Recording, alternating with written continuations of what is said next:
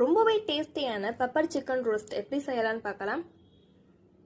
அதுக்கு ஒரு பேனில் ஒரு 3 டேபிள் ஸ்பூன் எண்ணெய் சேர்த்துக்கிறேன். இது கூடவே ஒரு 1/2 டீஸ்பூன் சீரகம் சேர்த்துக்கிறேன்.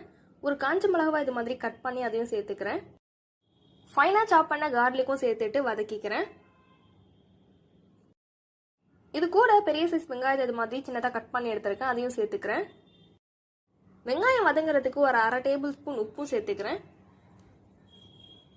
இது கூட ஒரு டேபிள் ஸ்பூன் ஜிஞ்சர் கார்லிக் பேஸ்ட்டும் சேர்த்துட்டு நல்லா வதக்கிக்கிறேன்.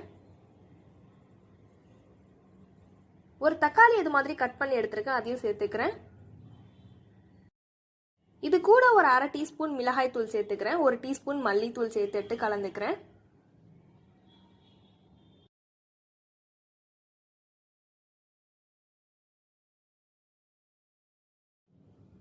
இது கூட ஒரு 1/2 கிலோ சிக்கனை மஞ்சத்தூள் சேர்த்துட்டு வாஷ் பண்ணி எடுத்திருக்கேன், அதையும் இது கூட சேர்த்துட்டு நல்லா வதக்கிக்கிறேன்.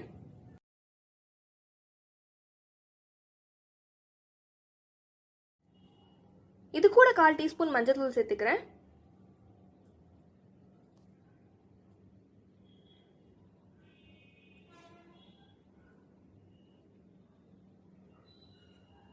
இது கூட கொஞ்சமா கருவேப்பிலை, புதினா, கொத்தமல்லி ஃபைனா சாப் பண்ணி எடுத்திருக்கேன், அதையும் இது கூட சேர்த்துட்டு நல்லா வதக்கிக்கிறேன்.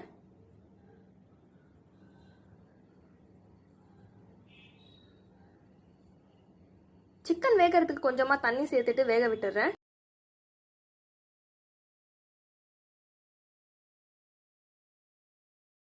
சிக்கன் நல்லா வெந்ததுக்கு அப்புறமா சின்னதாக கட் பண்ண கேப்சிகமும் இது கூட சேர்த்துக்கிறேன். இது கூட 2 டீஸ்பூன் மிளகுத்தூள் சேர்த்துக்கிறேன்.